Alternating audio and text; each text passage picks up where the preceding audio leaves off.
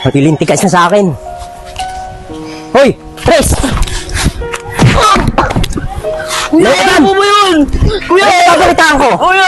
Nakabuntis ka daw, ha? Ano ba naman yan? Daming kanan. Malang malinis to ni Tres. O kuya, dito na ako. May almusal ba tayo dyan? Ano? Naghanap ka ng almusal. Eh, hindi ka nga nagluto. Tapos, sumangugasin dyan, di mo lang mahugasan. Ay na nga lang gagawin mo, hindi pa magawa. Ay, alam mo na may pasok ako. Kuya naman, nangaga-aga. Sineser mo na nakagad ako. Sige na, pumasok ka na dun. Iwanan mo na ang pambili ng almusal. Bira ka talagang bata ka. Oh, saan nga pala? Bili mo ng bigas yan at saka ulam, ha? Para pag uwi ko, may kakainin na ako. Saka nga pala, sa susunod na buwan, mag-i-enroll ka na, pumasok ka na. Total, wala ka na maginagawa dito sa bahay, eh. Kaya mag-aral ka na mabuti, ha? Eh, ayoko na mag-aaral, kuya. Kung gusto mo, tulungan mo na lang ako mag-up ng trabaho para may matulong naman ako dito sa bahay. Tres, ano ka ba? Alam mo naman, napakabata mo pa para magtrabaho. Kaya nga kita pinag-aaral para mapaganda yung buhay mo, makapaghanap ka ng magandang trabaho. Tsaka, huwag ka nang gumaya sa akin. Alam mo naman, napakahirap ng trabaho ko. Isa lang ang construction worker. Sige na, kuya. Bahala ka. Mag-aasikaso na ako dito. Pumasok ka na dun at baka malate ka pa. Hoy, ikaw, Tres, ha? Makinig ka sa mga sinasabi ko, ha? Oo, kuya. Makikinig ako. Sige na, mag-aasikaso ka na dun at baka malate ka pa sa trabaho mo.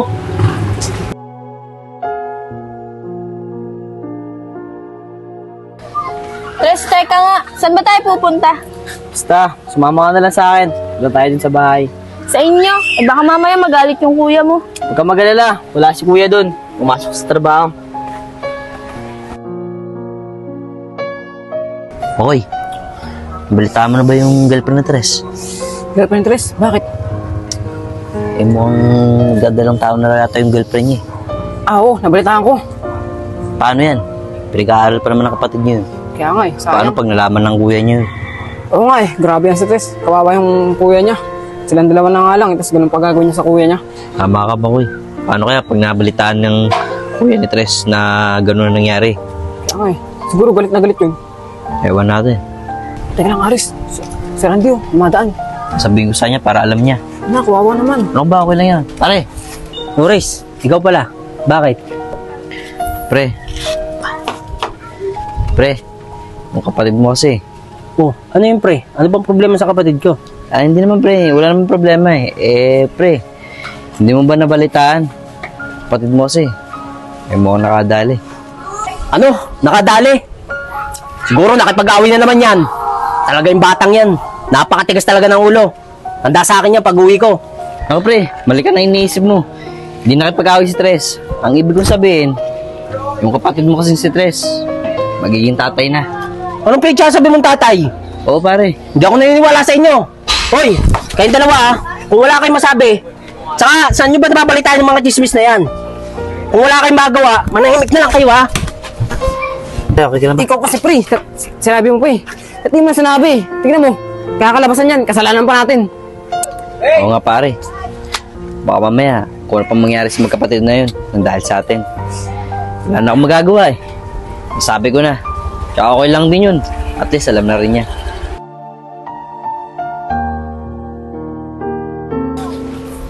Batang yan. Matilintikas na sa akin. Hoy, Tres! Kuya, ano ba yun? Kuya! Ay, pagalitaan ko! Kuya! Nakabuntis ka daw ha? Kaya umamin ka na, Tres! Wala ka na, kuya! Hindi po rin kita ikatrabaho sa bahay at nagpapakain sa akin.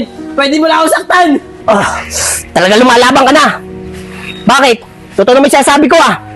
Ako nagpaparal sa'yo at nagpapakain. O ngayon, nakadisgrasya ka. Ano ipapakain mo sa magiging pamilya mo ngayon?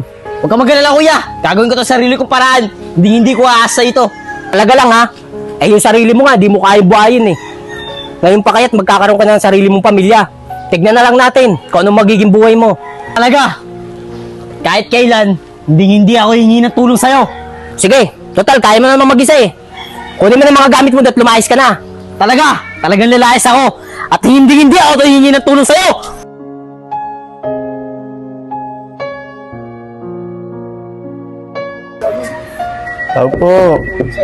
Tao po, Randy. Sino yan? Si Gustin to, Randy. Pala, Agustin. Pasabi na lang kay Burman, di ako makakapasok. Ay, hindi. Kaya ako pumunta dito, gusto lang kita makausap.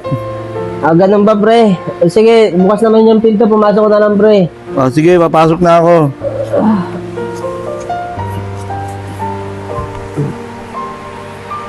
Parang Agustin, apo ka muna dyan. Bakit ba gusto mo ako makausap? Pare, dati hindi ka naman ganyan. Araw-araw ka pumapasok. Ano ba nangyayari sa'yo? Paano kasi, pare? Nag-away kami magkapatid.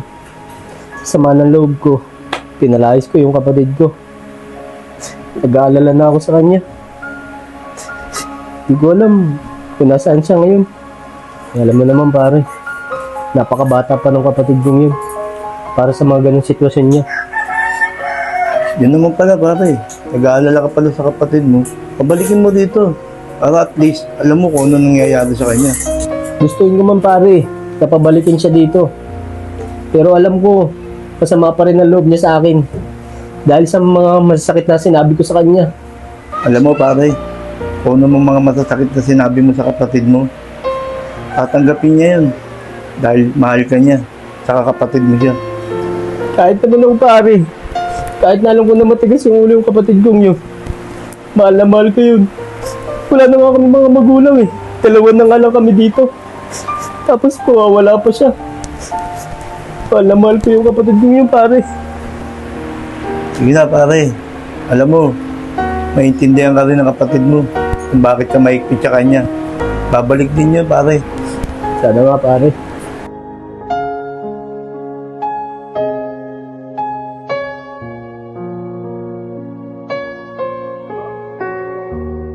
Sandali lang. Ano ba to?